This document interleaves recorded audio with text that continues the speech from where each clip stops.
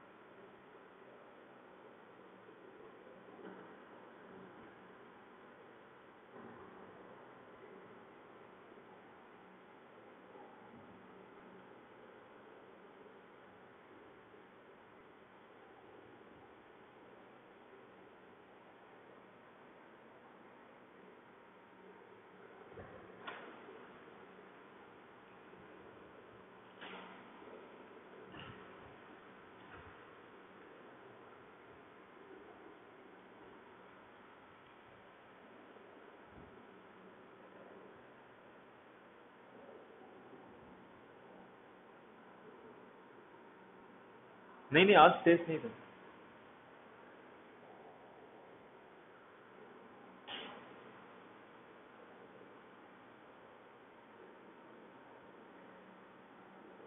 आया आंसर?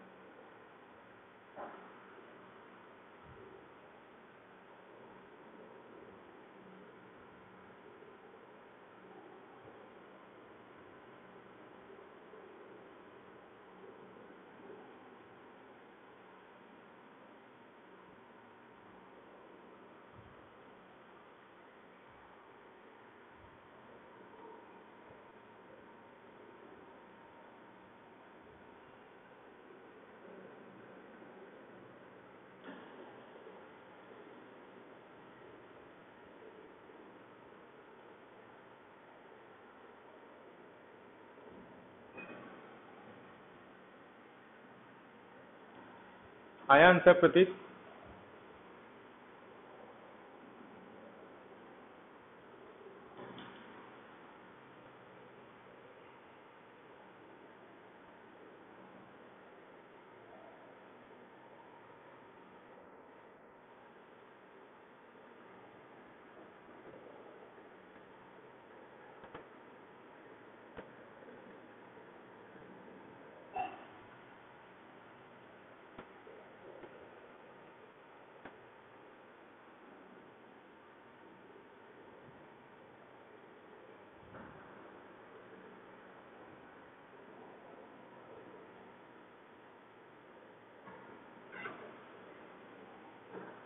हाँ प्रतीक,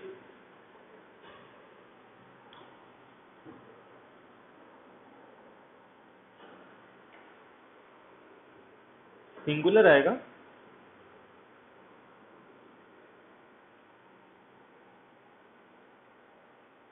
सिंगुलर मतलब नॉन इन्वर्टिबल।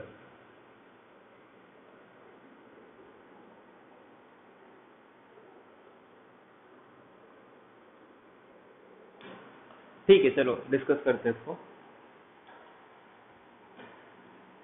अपने को क्वेश्चन में क्या दिया है, सिंपल ये पूछ रहा है कि ये इन्वर्टिबल है या इन्वर्टिबल नहीं है। उसके बाद ये पूछ रहा है कि इसके जो मतलब जो कोएफिशिएंट आएंगे वो रैशनल होंगे या मतलब रैशनल होंगे या नहीं होंगे। ठीक है, तो सिंपल अपने को इसमें फाइंड आउट क्या करना है, इसका इन्वर्टिबल है या नहीं। अब ये एक स्पेशल टाइप का मैट्रिक्स बनेगा। पहले तो देखते हैं ये मैट्रिक्स बनेगा कैसे। जब भी अगर अपने को कोई बेसिस गिवन ना हो तो हम लोग क्या मान के चलते हैं कि बेसिस मेरा कैसा होगा, स्टैंडर्ड बेसिस होगा। ठीक है, पहले तो एक मैट्रिक्स देखते हैं कि किस फॉर्म का मैट्रिक्स बनेगा। मैं अगर एक बेसिस ले लूं E1 E2 solve up to En, ये सपोज मेरे पास स्टैंडर्ड बेसिस आ गया। सपोज मैं E1 का इमेज निकाल रहा हूँ।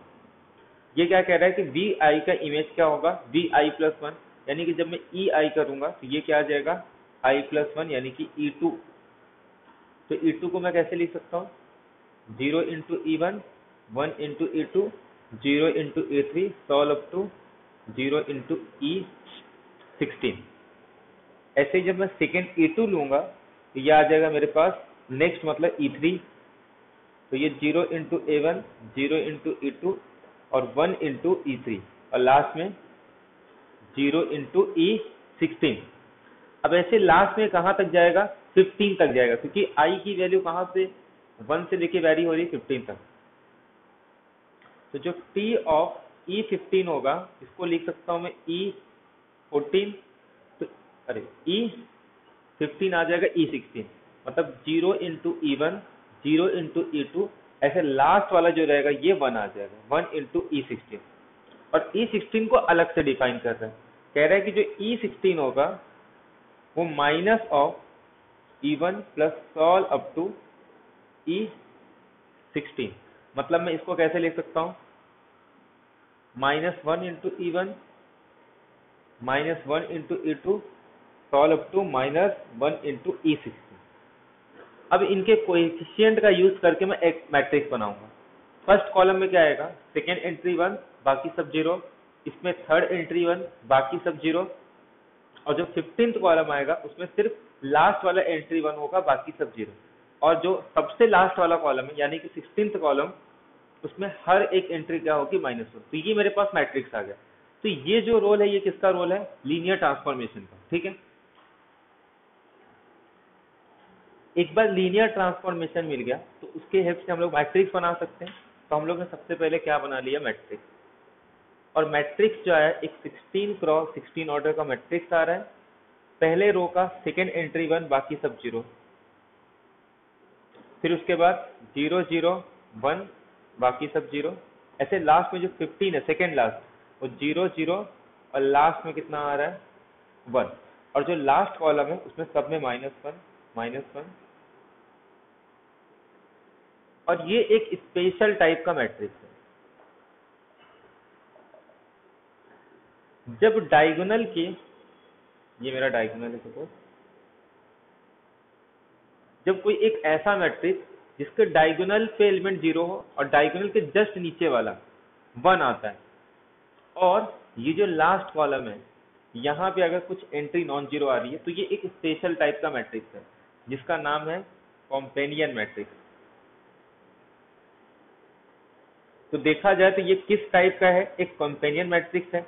अब इसकी कुछ प्रॉपर्टीज है और उन प्रॉपर्टीज का यूज करके अपने को इसको सॉल्व करना है। तो पहले तो देखते हैं कि कॉम्पेनियन मैट्रिक्स क्या इसी फॉर्म का होता है या अलग अलग टाइप के होते हैं। तो there are total 4 forms of companion matrix. इसको लिखते कैसे हैं,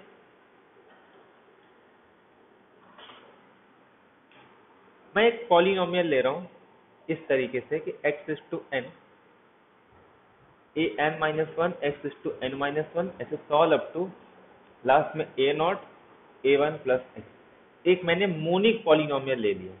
ठीक है, अब इस मोनिक पॉलिनोमियल का यूज करके मैं एक मैट्रिक्स बनाऊंगा। सपोज 4 अलग अलग टाइप के मैट्रिक्स बना रहा हूं।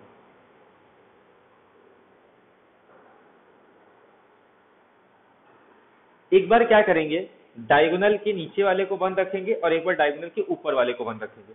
तो डायगोनल पे तो 0 सिर्फ लास्ट को छोड़ के, और उसके नीचे 1। ऐसे ही ये भी डायगोनल 0 लास्ट वाला नहीं रहेगा 0, और उसके नीचे 1 1 1। ऐसे यहाँ पे डायगोनल 0 और उसके ऊपर वाले 1, ऐसे डायगोनल 0 और उसके ऊपर वाले 1। ठीक है, इस तरीके से बना दो। अब इनका यूज करके ना, अब देखो एक कोई तो कॉलम मेरा क्या होगा, कॉलम या रो नॉन जीरो रहता है। अब क्या करते हैं, ये जो कोएफिशिएंट दिख रहा है ना a0 a1 solve up to an-1, इसी का साइन चेंज करके अब ऐसे टोटल कितने एंट्री होंगे, ये 1 से लेके 15 n-1 तक, या फिर ये कह सकते हैं n-1 और ये 1, तो टोटल एंट्री कितने हो जाएंगे n। अब इसको लिखना कैसे, एक बार इस यहाँ पे लिखो, जब ये 1 डायगोनल के नीचे होगा तो a0 को यहाँ लिखो, जब ये डायगोनल के ऊपर होगा तो a0 को वहां लिखना है, जस्ट उसके अपोजिट में लिखते हैं। क्लियर है ये, एक बार डायगोनल के नीचे 1, एक बार डायगोनल के ऊपर 1। जब डायगोनल के नीचे लिखेंगे जस्ट उसी के ऊपर में a0 लिखते हैं, और जब डायगोनल के ऊपर लिखेंगे उसी के जस्ट अपोजिट में a0 लिखते हैं। क्लियर ये पॉइंट। अब इसके बाद जितने भी कोएफिशिएंट है सीक्वेंस में एक बार यहाँ लिख दो an-1, और एक बार ऐसे यहाँ पे लिख दो -a0 -a1 -a2, तो ये लास्ट में क्या आ जाएगा, ये -an-1। ऐसे यहाँ पे एक बार ये साइड से और एक बार ये साइड से, तो -a0 a1 -a2 solve up to -an-1, और यहाँ पे ऐसे लिखेंगे तो -a0, ये यहाँ पे 0 रहेगा और यहाँ पे नॉन जीरो आ जाएगा। क्लियर है। तो ये 4 टाइप के कॉम्पेनियन मैट्रिक्स होते हैं। सिंपल है बनाना, डायगोनल पे 0 रखो, बाकी सारे एलिमेंट 0 आएंगे। डायगोनल के नीचे एक बार सारे 1 रखना है और एक बार डायगोनल के ऊपर रखना है। डायगोनल के नीचे जब 1 रखेंगे ना, उसी के जस्ट अपोजिट में ये a0 कोएफिशिएंट लिखना है। और उसके बाद जितने भी कोएफिशिएंट है एक बार ये साइड से लिखो और एक बार ये साइड। ए नॉट हमेशा फिक्स होता है, इसको ऐसे नहीं कि इसको यहाँ लिख देंगे यहाँ लिख देंगे, इसको यही रखना है। बाकी सबको एक बार ऐसे लिखना है और एक बार ऐसे, एक बार इसके अपोजिट में लिखेंगे तो एक बार ऐसे लिखना है और एक बार रो वाइज और एक बार कॉलम वाइज। क्लियर है ये पॉइंट? तो इसको बोलते हैं कॉम्पेनियन मैट्रिक्स। इसकी प्रॉपर्टी क्या होती है, जो इसका सी ऑफ एक्स होता है, अगर ये किसी पॉलिनोमियल का, जैसे ये मैट्रिक्स दिया है तो ये उसका कैरेक्टरिस्टिक पॉलिनोमियल और यही इसका मोनिक पॉलिनोमियल होता है। वो डिपेंड करेगा, कोएफिशिएंट पे डिपेंड करता है, मतलब मैट्रिक्स कैसे दिया उस पर डिपेंड करता है, और दोनों में कोई चेंजेस नहीं होता, उसका कैरेक्टरिस्टिक पॉलिनोमियल वही आएगा। चाहे ऐसे लिखो चाहे ऐसे लिखो चाहे ऐसे लिखो। अब ये डिपेंड करता है कि आइडेंटिफाई हम लोग कैसे करते हैं।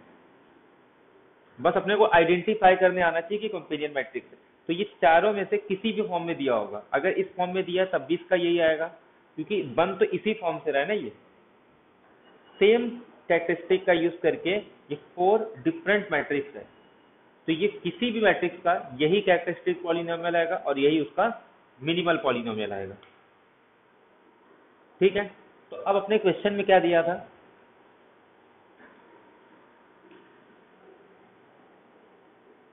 ये सब 0 और यहाँ पे 1, और इसके बाद फिर यहाँ पे भी 0 0, ये 1 और यहाँ पे -1 -1 -1 फॉल अप टू -1।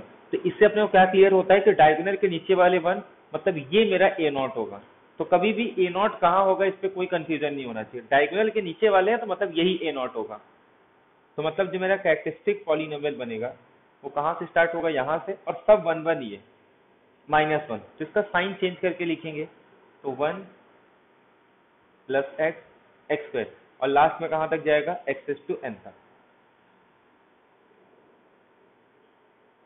तो देखा जाए तो ये क्या बन गया मेरे पास, x² all up to x⁻16, और 16 को मैं कैसे लिख सकता हूँ, 17 - 1, मतलब ये किस फॉर्म का आ गया, 1 + x + x² all up to x⁻p-1 where p is a prime number. इसको क्या बोलते हैं हम लोग, ये जो है इसको कहा जाता है साइक्लोटॉमिक पॉलिनोमियल। साइक्लोटॉमिक पॉलिनोमियल जो होता है ये हमेशा इररिड्यूसिबल होता है, और इसके सारे रूट क्या होते हैं, डिस्टिंक्ट आते हैं। इसके जितने भी रूट आएंगे वो सब डिस्टिंक्ट आते हैं, और कैसे रूट होते हैं, कॉम्प्लेक्स रूट। ठीक है, तो अब वो क्वेश्चन में क्या पूछ रहा था, रैशनल इरैशनल पूछ रहा है ना। क्वेश्चन क्या था,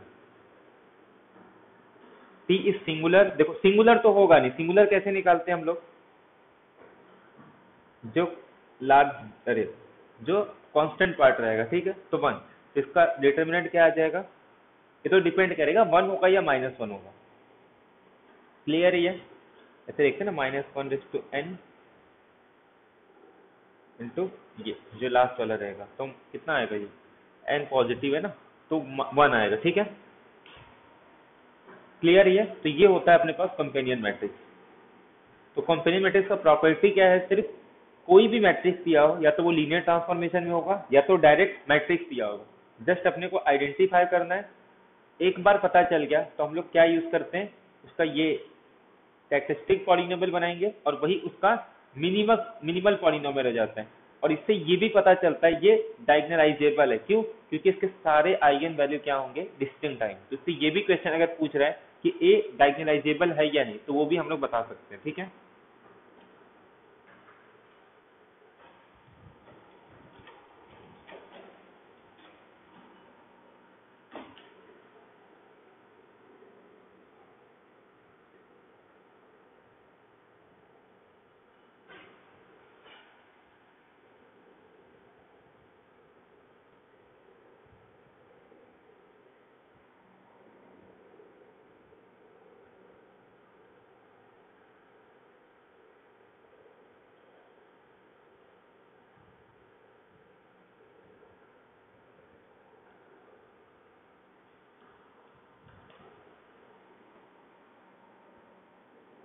क्योंकि वो नॉन सिंगुलर है और उसका कोई भी रूट, सब कॉम्प्लेक्स आएंगे ना,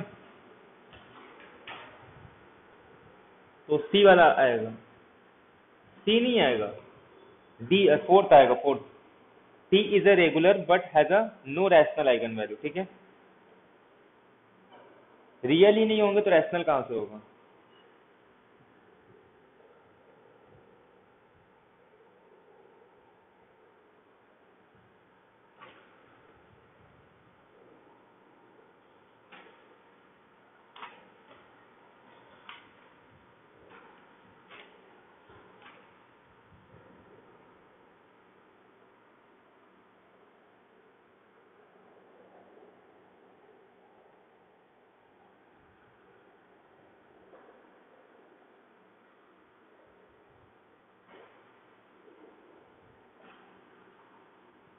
ये तो हो चुका है ना, तो जाने दो, वो मैट्रिक्स में ही कर चुके थे हम लोग।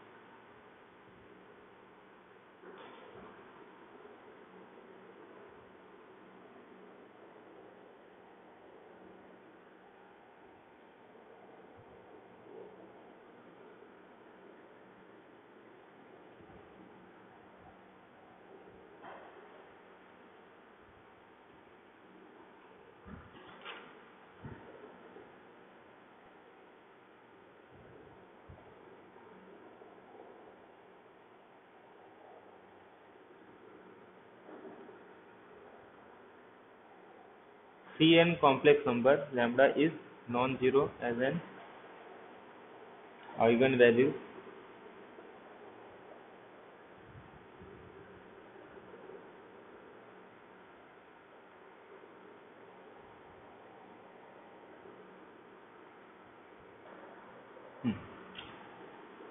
क्या आएगा आंसर? ऑप्शन लैम्बडा प्लस 20,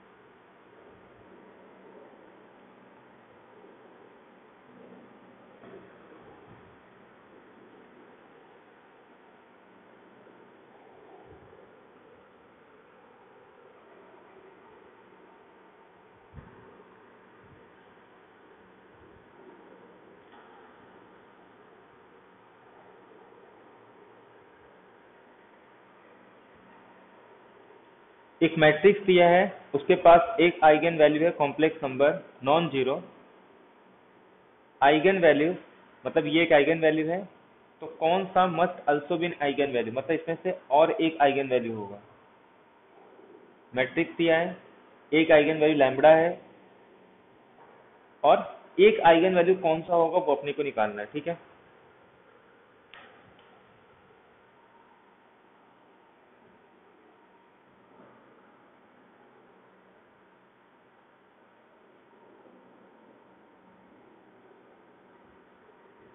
-50 है।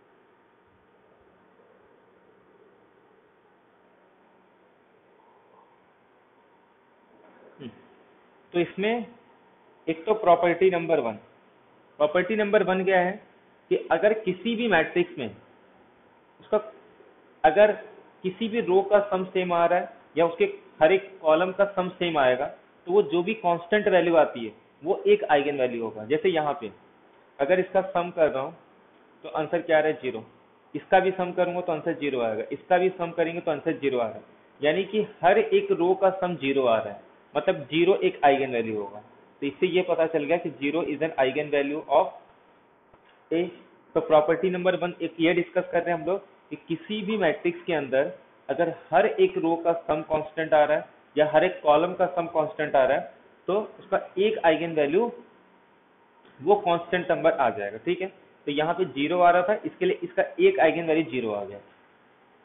प्रॉपर्टी नंबर टू यूज करेंगे कि sum of eigen value is equal to trace of A, मतलब lambda one plus lambda two plus lambda three is equal to trace कितना आ रहा है 70 माइनस 50 20, जिसमें से कह रहे हैं कि एक आइगन वैल्यू इसका क्या है जीरो, और एक आइगन वैल्यू है जो ये जीरो वाला नहीं है, नॉन जीरो है, तो इसका मतलब और एक आइगन वैल्यू क्या हो जाएगा लैम्डा।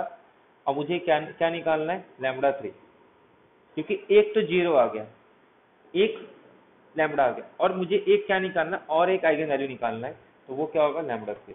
और lambda three is equal to 20 minus, तो ये ऑप्शन क्लियर। सिर्फ दो प्रॉपर्टी यूज की हम लोग। पहला, किसी भी मैट्रिक्स के अंदर अगर हर एक रो का सम या हर एक कॉलम का सम सेम आ रहा है, मतलब एक कांस्टेंट नंबर आएगा, तो हम लोग बोलते हैं वो कांस्टेंट नंबर एक आइगन वैल्यू होगा।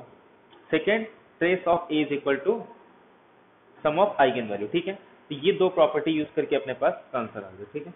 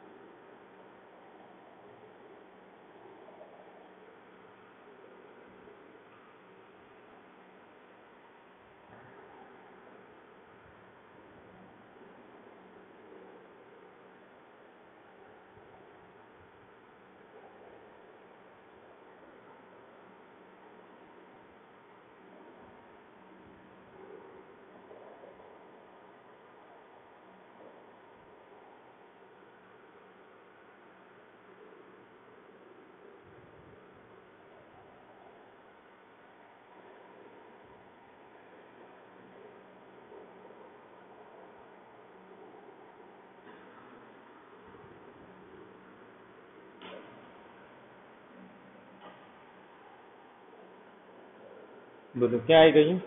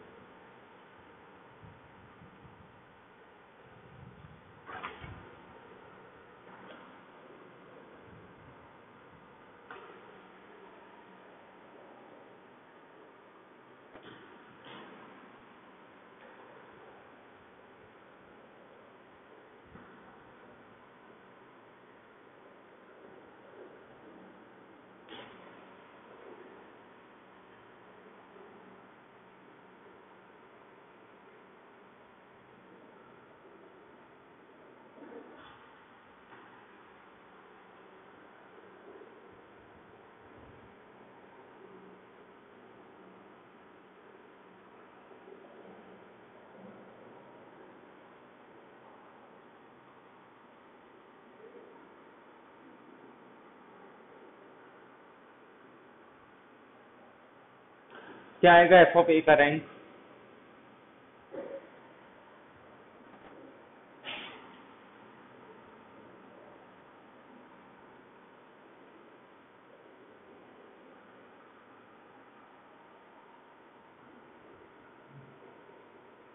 हम्म,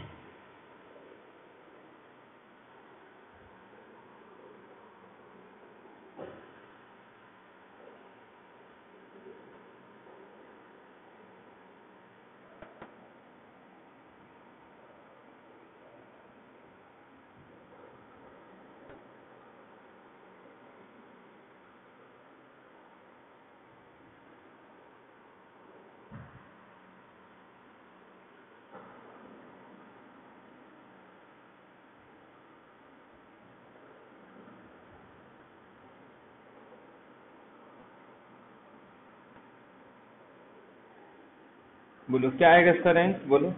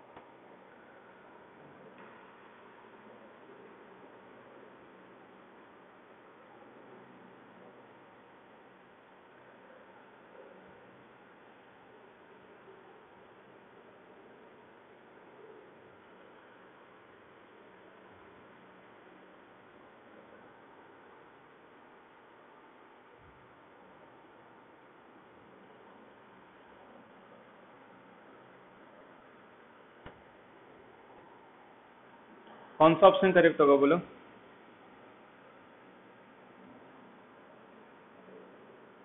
0 आएगा, 1 2 4।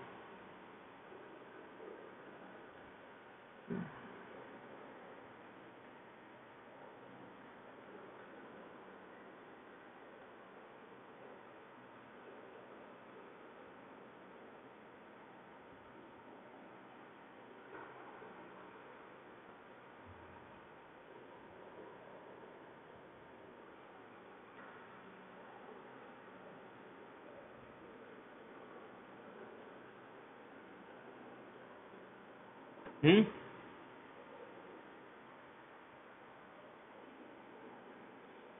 0 1 2 4।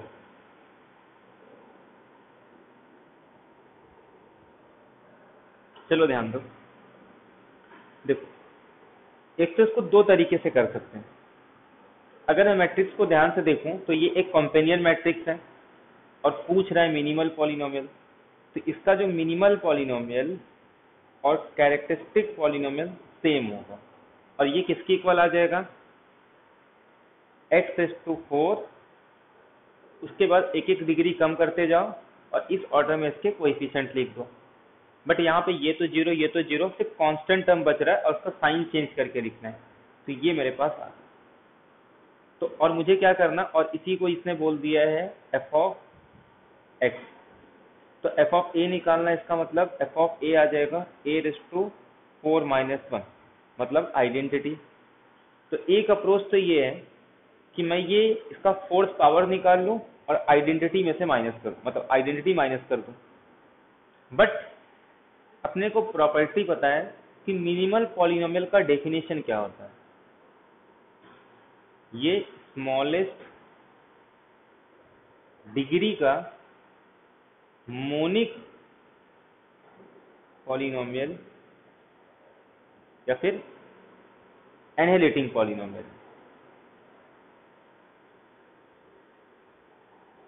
तो एनहिलेटिंग पॉलिनोमियल होगा, इसका मतलब क्या है कि अगर मैं इसमें जीरो पुट कर दूं, अरे ए मैट्रिक्स पुट कर दूं, तो आंसर क्या आएगा, जीरो। तो अगर मैं ए पुट कर रहा हूं तो ये कैसा मैट्रिक्स आएगा, जीरो। यहां से भी यही मिलेगा, जब इसका फोर्थ पावर करेंगे ना तो वो आइडेंटिटी मैट्रिक्स आएगा और आंसर इसका जीरो ही आने वाला है। बट इससे इसको सॉल्व करने की जरूरत नहीं है, अपने को डायरेक्ट डेफिनेशन से ही पता है कि अगर ये मिनिमल पॉलिनोमियल है तो ये एनहिलेट करेगा, मतलब ए पुट करने पर आंसर क्या आएगा, जीरो। और किसी जीरो मैट्रिक्स का रैंक कितना होता है, जीरो। तो उसका ऑप्शन नंबर ए करेक्ट हो जाएगा। क्लियर है ये पॉइंट। या तो ऐसे सॉल्व कर लो इसको मैट्रिक्स निकाल के, या फिर डायरेक्ट रिजल्ट हम लोग देख सकते हैं कि इसका आंसर जीरो ही आने वाला है। जब पता है जीरो आने वाला है तो उसको फाइंड करके कुछ मतलब नहीं है। क्लियर है पॉइंट।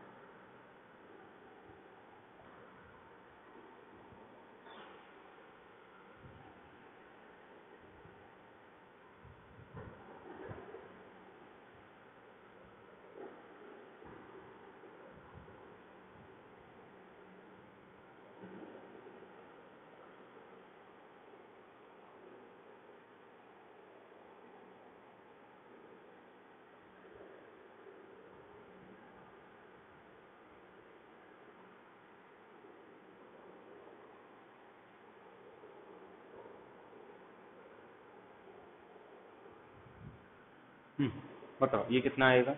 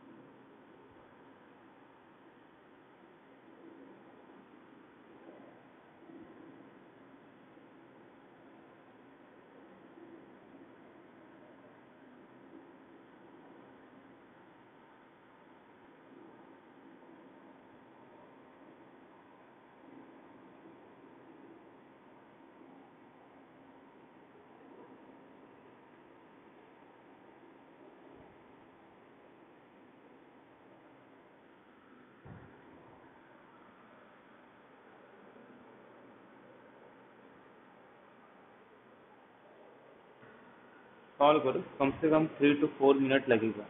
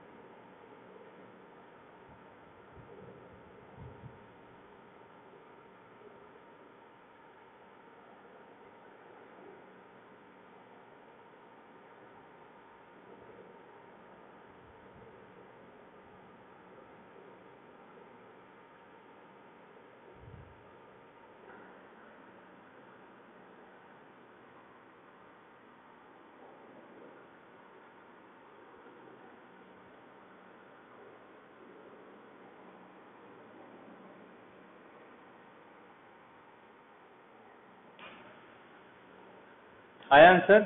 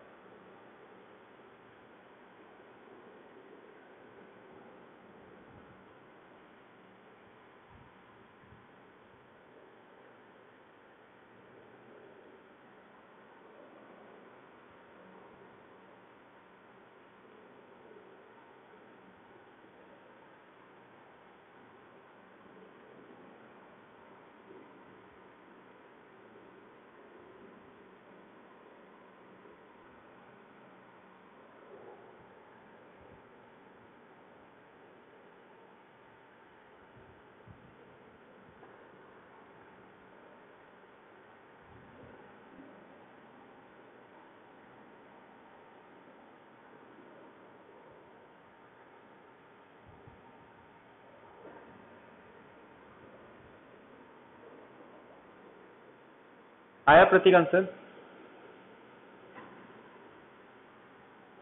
तो मतलब अपने को लीनियरली इंडिपेंडेंट आइगन वेक्टर्स निकालना है, ठीक है। अब देखो इस क्वेश्चन को कैसे करेंगे। सबसे पहला काम तो अपना मैट्रिक्स निकालना है।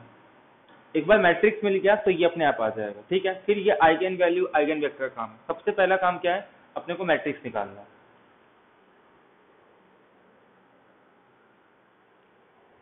और बेसिस बेसिस क्या दिया है, स्टैंडर्ड बेसिस है ना।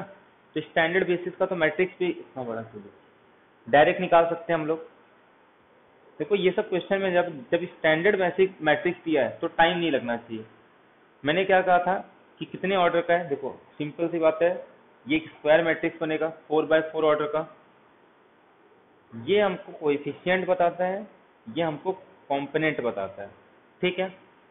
तो कोएफिशिएंट मतलब x और ये कंपोनेंट, तो x का कोएफिशिएंट 1, सेकंड कंपोनेंट में x का कोएफिशिएंट 1, थर्ड कंपोनेंट में x का कोएफिशिएंट नहीं है मतलब 0, और फोर्थ में 5। सेकंड देखते हैं हम लोग, y, ये x, y, z, w। First component में y का कोएफिशिएंट 1, सेकंड कंपोनेंट में y का कोएफिशिएंट 2, थर्ड कंपोनेंट में y का कोएफिशिएंट 0, और फोर्थ कंपोनेंट में y का कोएफिशिएंट 1। ऐसे ही अब किसका z, ये आ गया 0, यहाँ पे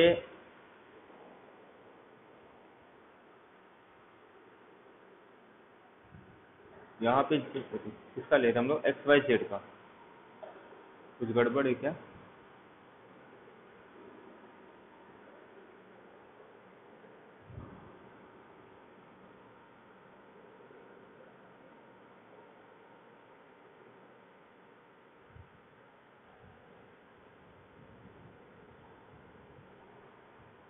एक्स प्लस 5y,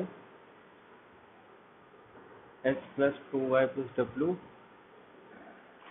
और चलेगा, ठीक है। देखते क्या,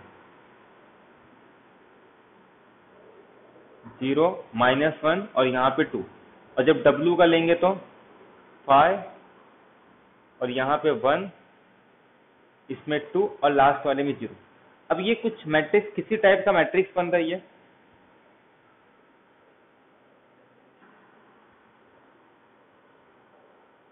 ये कौन सा मैट्रिक्स है?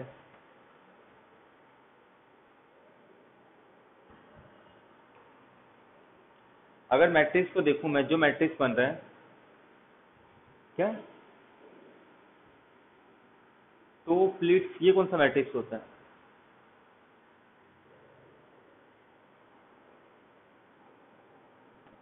सिमेट्रिक मैट्रिक्स है, सिमेट्रिक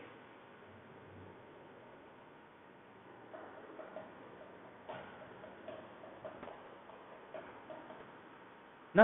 अब सिमेट्रिक मैट्रिक्स का प्रॉपर्टी क्या है अपने पास, A is diagonalizable if and only if A has a n linearly independent eigenvectors।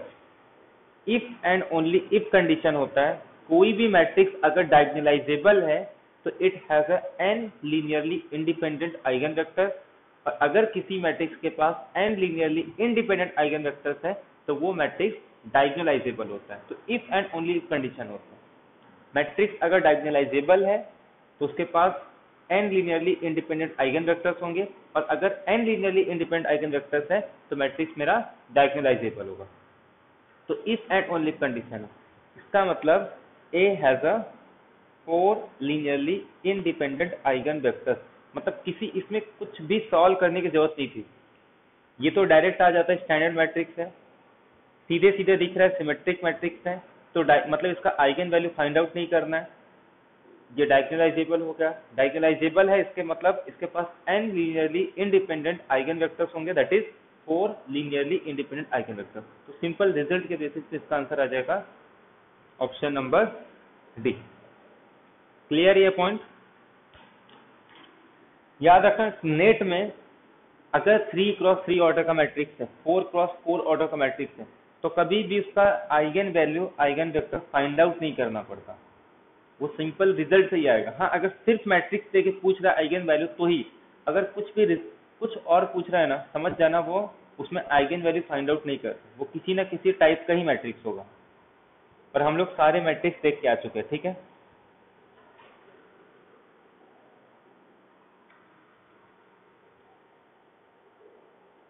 ये सब गेट के क्वेश्चन है।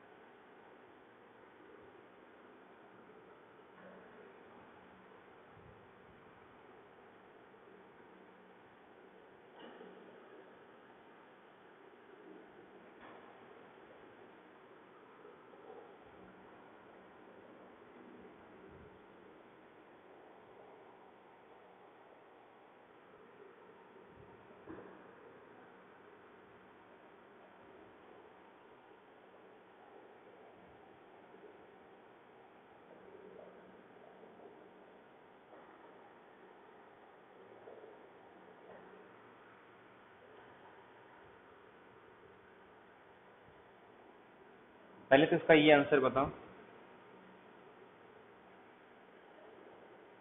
Question number 1।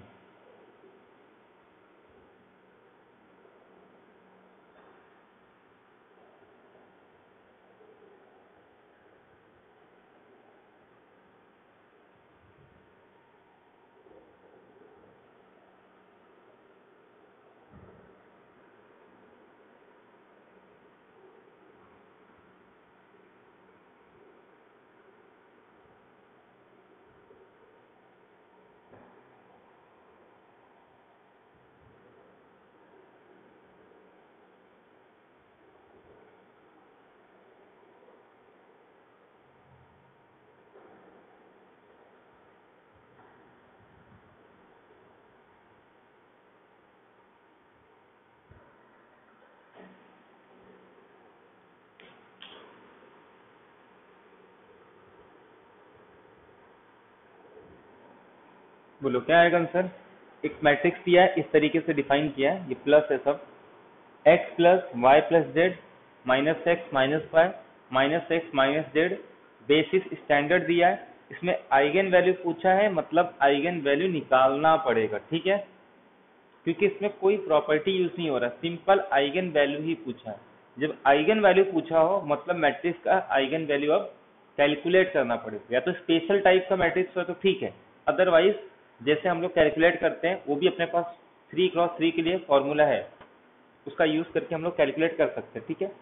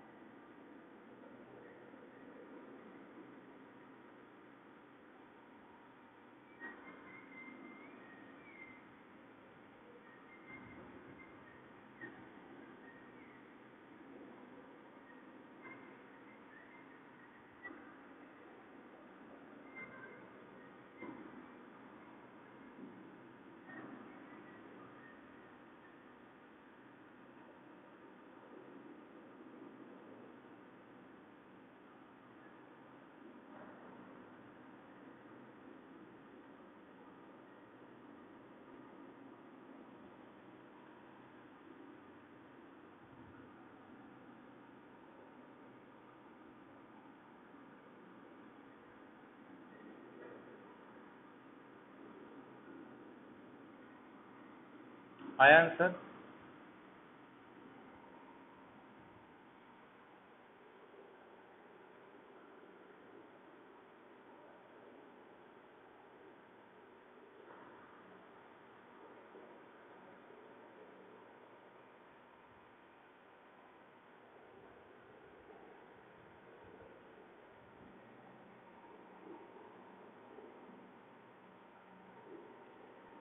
पहले मैट्रिक्स निकालो, उसके बाद फिर उसका आइगन वैल्यू।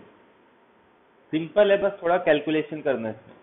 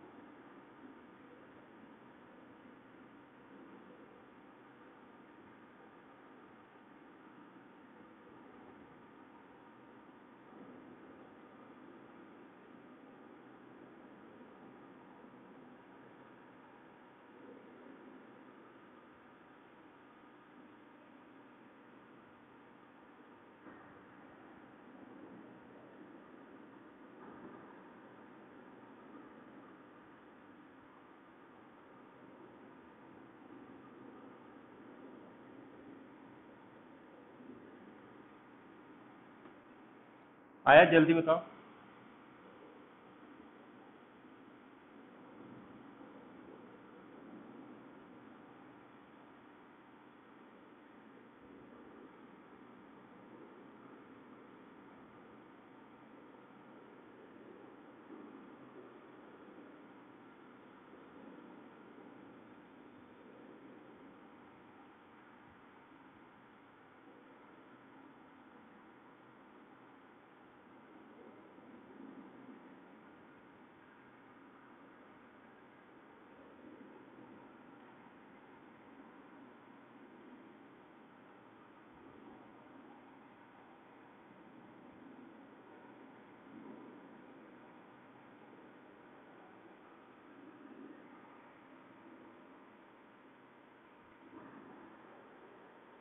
आया प्रतीक?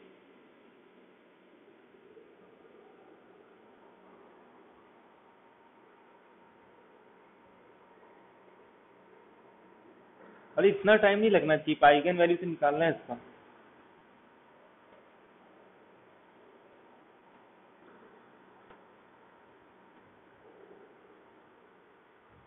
-1i-i, ठीक है। तो क्या करना, सिर्फ मैट्रिक्स निकालना सबसे पहले, और मैट्रिक्स निकालने में ज़्यादा टाइम नहीं लगता। 1 -1 -1 1 -1 0 1 0 -1।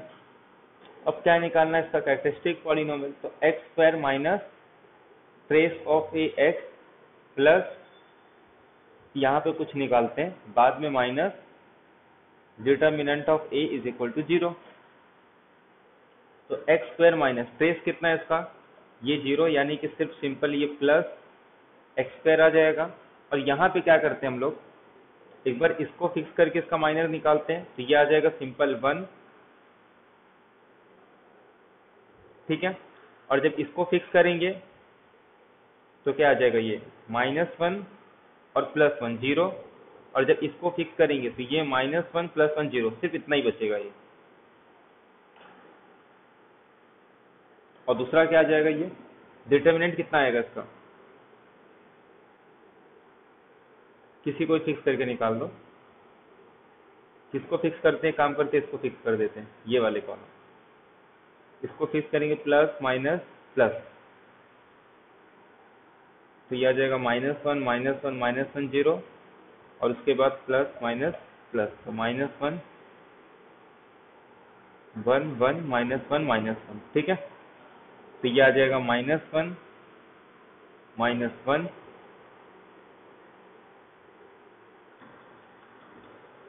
-1, और ये -1 और ये 0। तो ये सिंपल क्या आ रहा है, -1। क्लियर है, यही आ रहा है 1 + x + x² + x3। कैसा पॉलिनोमियल है, ये साइक्लोटोमिक पॉलिनोमियल है, और ये अपने हम लोग निकाल भी सकते हैं। इसको मैं कैसे लिख सकता हूँ, ऐसे लिख सकता हूँ कुछ,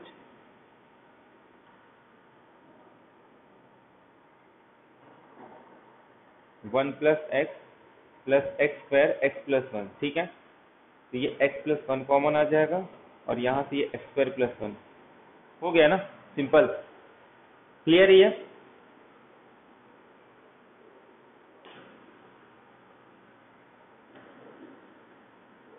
तो इससे पहला क्वेश्चन भी हो गया, सेकंड क्वेश्चन भी हो गया। इसका जो आइगन वैल्यू आ रहा है, एक आ रहा है 1, एक आ रहा है -i, और एक आ रहा है +i, मतलब ए ऑप्शन करेक्ट है। अब एक बात बताओ, अगर किसी मैट्रिक्स के सारे आइगन वैल्यू डिस्टिंक्ट होंगे, इसका मतलब क्या होगा कि वो डायगोनलाइजेबल मैट्रिक्स होगा और कॉम्प्लेक्स नंबर, क्योंकि इसके रूट क्या रहे, i और -i है। वैसे भी वो कॉम्प्लेक्स के ऊपर ही बोला है, मतलब मैट्रिक्स डायगोनलाइजेबल है। इसका मतलब क्या होगा कि ये जो मैट्रिक्स है किसके सिमिलर आ जाएगा, किसी डायगोनल मैट्रिक्स के सिमिलर आ जाएगा। मतलब वो डायगोनल मैट्रिक्स क्या होगा, उसमें सिर्फ जो डायगोनल एंट्रीज होंगी वो कॉम्प्लेक्स नंबर, मतलब 1 -i ये मैट्रिक्स आ गया अपने पास। अब एक काम करो,